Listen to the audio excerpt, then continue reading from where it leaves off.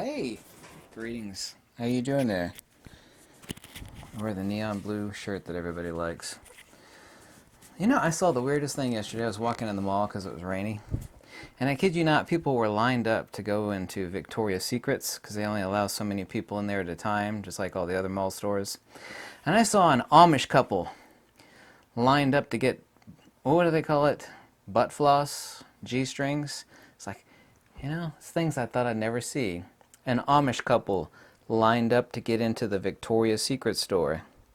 I never thought I'd see that, but now I can say that I have seen it. Now on to serious matters like metaphysics. I'll edit that out of this video later. I think I will anyway. Probably won't. I'm so sorry about that. Interesting enough, in ancient Greek and Pali, a lot of the key words are extremely explicit in telling you what they are, both in connotation, but also in denotation. Like the word for consciousness literally is just another word for saying ignorance. In other words, empirical consciousness. In ancient Pali, for example, is the word vijnana, which is vi, meaning opposite of jnana or gnosis. The same is true of the word that's loosely translated as ignorance, which is avidya, or in Sanskrit, avidya. It is a prefixual, meaning absent of or opposite to vidya, which is light, gnosis, wisdom. We're talking about the metaphysics of darkness, of which there are two kinds, possibly three, depending on how you look at it, and the actual metaphysics of monistic, meaning Greek and Indian and Egyptian, monistic metaphysics on so-called emptiness. Buddhists love talking about emptiness. By the way, of course, there's no such thing as emptiness. It's purely a conceptual, it's just a concept created by human beings. On the metaphysics of agnosis or avidya, or we're talking about darkness, of course.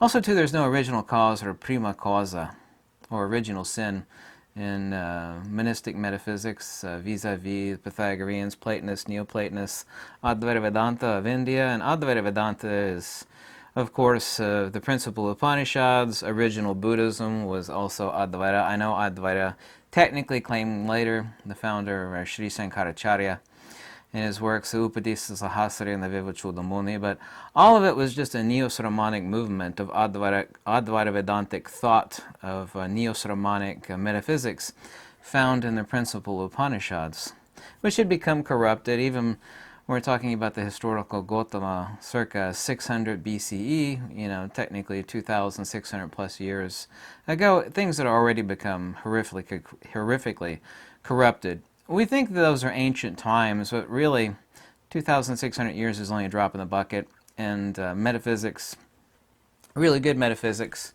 had already become completely corrupted, and so it was just a reestablishment of what was the original thing to begin with. And we always see these things churn over and over again throughout history. Everything repeats itself, as you very well know.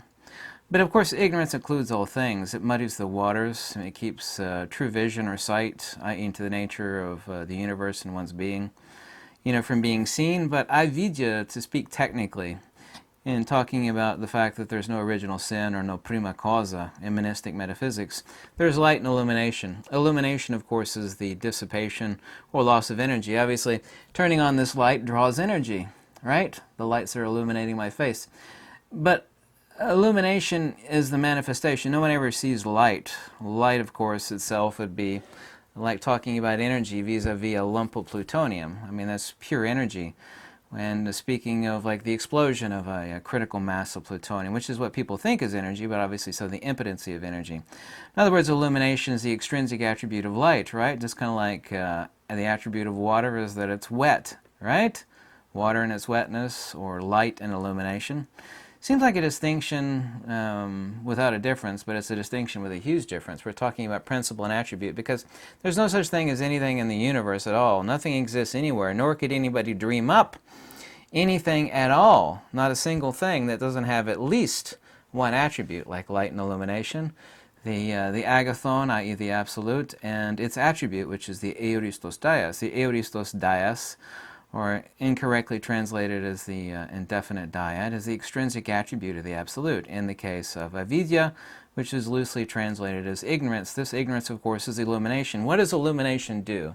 If there's nothing else in the universe except you in a room and a light bulb turned on, what does illumination do? When this is present, that is present. Obviously, shadows are cast because the shadow would be cast by yourself, the matter, the gross matter that it is. Of course, the shadow is not a thing. It's an absence of a thing. A shadow doesn't have any existence. It is not a principle in itself. A shadow is purely a reified concept created by dumb human beings, and all human beings are essentially dumb, to speak about the absence of light. We think a shadow is something, and of course a shadow has attributes. Because you stand in a shadow, you're going to feel cold, but a shadow has absolutely no properties. A shadow is not a thing. Just like emptiness, too. Emptiness is purely conceptual. There's no such thing as emptiness. Something is empty of something else. Like Alaska is empty of palm trees, or Florida is empty of polar bears. A is empty of B. There's no such thing as emptiness itself. I love it when these Buddhist people, and Buddhists don't know anything about Buddhism, by the way, they're just a perfect example. They love talking about experiencing emptiness. I experienced emptiness. I love it when people say, "Oh, really? Did you now?" Yes, I did. I did. I experienced total emptiness. Who was it that experienced it? Well, it was me. So, if you experience emptiness, then you are within the emptiness. That's exactly right. So it wasn't empty by definition, since not only were you in it, but you experienced it and you remembered experiencing it. There is no such thing as emptiness. This qualifier that is said of one thing regarding something else is the exact same reason why all 99.9% of Buddhists are intellectual heretics. They're terminally stupid because they've reified the one term anatta, or in Sanskrit anatman, which is relational to 22 things that are said not to be the soul. This is not the soul, that's not the soul. This is also not the soul. Would you stupidly conclude if I said this is not the soul? Would you stupidly, i.e. terminally stupid, conclude that I was therefore saying that there's no such thing as a soul? No, I was actually using an apophatic or via negativa, neti, not this, not that, methodology to say none of these objects are the soul. Yeah? That is not a reification. That's like saying there's no signal inside the radio, right? Well, there's not. There's no fireplace inside this monitor. There's no soul inside the body either. No body has a soul, which both implies possession or saying there's a soul located in the body. That's not a denial of the soul, which is simply saying that there's no signal in the radio. The radio tunes the signal. The body essentially, without taking the metaphor too far, tunes what the soul is. They're consubstantial, or partners in crime, if you will, to make, of course, life. Just as death is not the opposite of life, it's the absence of life. But these people have reified concepts, and they don't understand metaphysics fundamentally. If you can't understand the via negativa or apophatic methodology of monistic metaphysics from the wisest minds who've ever walked this earth, vis-a-vis the Platonists, the Pythagoreans, the Neoplatonists, Sri Sankaracharya, Advaita Vedanta, the original Gautama. And Gautama didn't teach anything new. Everything Gautama taught is found in the Upanishads, or in the Rig Veda, or the Samar Veda, or Athura Veda. Buddhism was not a new religion. It's just completely ridiculous poppycock. Completely ridiculous nonsense. But Buddhists are being, terminally stupid. They don't know this fact because they don't actually research doctrine. But I'm not here to assault Buddhism, even though it's so easy to do so. Emptiness is said of what something is empty thereof. So it's a qualifier, just as anatta is said as a qualifier regarding the soul. Objective negation leads to subjective synthesis. When I say this, nobody seems to get it, and it's one of the most profound principles of metaphysics, of transcendental disobjectification, which is, of course, theurgy by definition. Objective negation is the starting grounds of subjective synthesis. It turns you away from objectivity as not being a refuge or that which should be clung to, on and on and on and on. But getting back to darkness, and this is, of course, a qualifier, but to speak of it in terms of its metaphysical usage, whether it be Indian or Greek, makes no difference, or even the Egyptian. There are two kinds. There's unmanifest pure potential absence, meaning it is not to be found objectively. You know, this is not the soul, that is not the soul. This is the emptiness of which is never an object to be witnessed. And then there's emptiness said of that which is not one's nature. In other words, it's to be rejected. If this is not the soul, then these things are to be rejected. The more that is rejected, i.e. this of course is the identification phenomenology that breeds all suffering and depression and materialism. And materialism in metaphysics is not literal materialism, like, you know, petting your favorite electronic toy object. Oh my God, I'm so glad. You know, it's a type of metaphysical materialism of which one identifies and clings with and clings to the psychophysical, i.e. the corporeal, i.e. the persona non grata, which is never, of course, the self. Tattva masi, as they say, and they also say aham brahmasmi, meaning I am the absolute by principle, not the psychophysical that you see that's being recorded on the camera, obviously. So not the person in the mirror, which is the persona non grata, meaning the actual self with the big S, not the little s, which is the psychophysical, the corporeal. As in the ancient Pali goes, Rupa nata, Veda nata, Sankara nata, Isakaya namisata. The body is not the soul. This is not thyself. You can't say myself because my implies possession. Like something else has a soul. Something owns a soul. When someone says my soul, we mean it conventionally. We don't mean it ultimately, because my implies, you know, you don't have your soul on a leash like a dog on a collar. It's not a possession. Obviously, it is that which thou art, precedent to all phenomenality. And this is, of course, the beginning of theurgy. That is what disobjectification or apophaticism, the via negativa, is all about. Just for examples, there's no such thing as a shadow. When people try to reify emptiness, it's just like talking about a shadow. A shadow is not a thing, but I'd mentioned this earlier. But the ignorance that actually occludes, and it's such a wonderful word, avidya or avidya, whether it be Pali or Sanskrit, same term. I love some of these ancient Greek words. They both describe in the person's mind immediately what you're talking about, but the etymology of the word is the higher echelon of what is being spoken of. When one says avidya, we are literally talking about illumination, because illumination breeds casting shadows, it breeds forms, because light itself, no one ever sees light. And that's, like I said, once again, that sounds like a distinction without a difference, but it's a distinction with a huge difference. The principle, of course, is light, but light is never seen. Light, of course, would be the pure potential. You know, turning on the switch and manifesting the dissipation of energy and the ether perturbation modality that is light, we have illumination. And of course, everything is capacitance, resistance, magnetic permeability, and dielectric permittivity. To use the thought experiment, like the invisible person. We've all seen videos about the invisible person. Well, an invisible person would be completely blind, because light only manifests on the back of our eyes because of the dielectric permeability, dielectric permittivity, magnetic permeability of the back of our eyes. An invisible person would, of course, be completely blind, as a thought experiment. So we never see light. We only see the manifestation of the resistance of the ether perturbation.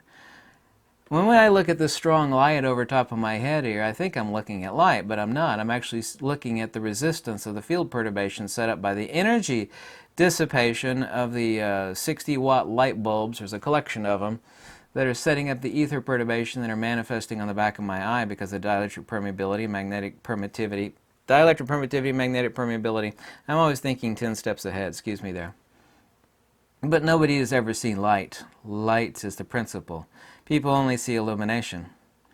Like I said, that seems like splitting hairs, but the devil is in the details. But you actually have to think about the two types of darkness. There's the darkness of the unmanifest. We also think of darkness as evil. It's dark, it's evil. That's the dark of the shadow that is cast. In all forms of monistic metaphysics, and you know this as well as I do because we all grew up with darkness is evil. You know, evil things lurk in the dark. The darkness that is spoken of regarding evil is the forms and phenomena that are cast in the shadow of illumination's absence. In other words, you know, the bright light casting a shadow back here. There's another light over here, so you can't really see a shadow here, but that's the darkness that is spoken of. The noble darkness is the unmanifest. It is the pure principle which is antecedent. There's a wonderful word too, and no one uses it anymore. It is a really ancient word, and it's incredibly important in metaphysics. Antecedent. Completely kind of like a supreme being that sits above all the rack and rabble of stupid humanity and their lives and deaths. Antecedent. Antecedent to manifestation. This is the noble darkness. See, there's always two different modalities, just like there's two different types of selves. There's the existential self, and then there's the ontological or metaphysical self, which is antecedent or above and beyond that of the psychophysical self. Just as, you smash the radio, what happens to the signal? I ask people this all the time. They say, what happens after death? Well, I say death is not the opposite of life. Death is the absence of life. So what happens to the signal when you smash the radio? And they go, oh. They still don't have an answer. I said, well, what happens to the signal when you smash the radio? What if the case of the signal regarding consciousness and the soul is that the signal has so thoroughly enthralled itself and identifies itself with the radio that true suffering exists, and suffering has nothing to do. And there's physical suffering, and then there's another type of suffering, which is true hell. This would be like talking about Skynet, for example, kind of a close analogy, where we would actually have a conscious signal entity. But I mean, as far as the consciousness, of course, the consciousness that goes no further than the psychophysical. In this case, we'd be talking about the nous in Greek, or we'd be talking about the chitta in ancient Pali, that through its ignorance, i.e. avidya, it identifies with the psychophysical. So when the radio is smashed, there is a wholly different type of noetic suffering. And that sort of suffering that is ab extra to the physical body is the literal definition, the monistic and true metaphysical definition of the word that you like to use is hell. Because there's just not physical suffering, girlfriend. No. That's why people that think that they can solve shit by committing suicide are fools, and it's very unfortunate for them. It's like, well, you're going to eliminate out your physical suffering, but you're not going to do anything about actual suffering. But because of their ignorance, they do this. They just don't know any better. But I mean, such is the world, unfortunately and alas. Anyway, thanks so much for watching. I tried to make this video as pithy as possible without going too deep, because people always scratch their heads when I even try to go slightly deep. I don't know why. I think it's because nobody was brought up learning this sort of stuff. It's actually hyperlogical. The issue with scumbag science, and by scumbag scientists, I basically mean all of them that are alive today. They think metaphysics is like religious hokum and crap, where you like put on robes and burn incense and do stupid religious crap. Yeah. True metaphysics, yeah, is hyperlogical. It's hyper, I hate to use the word scientific, but it's hyper analytical, it's hyperlogical, and that has nothing to do with religious poppycock, twaddle, hogwash, nonsense, pooey. Just, no. Don't ever confuse religion with metaphysics. Most people don't even know what the hell the difference is. But that's because nobody learns this stuff. You don't learn it in school, and you definitely don't learn it in college, where they brainwash you with Marxist propaganda and other sort of a sundry bullcrap. I hope you like this video. If you do, any donation's always welcome, because I don't sell anything. And I'm always writing books for free and helping people via email for free. But whatever makes you happy. Bye. Yes, indeed. Bye.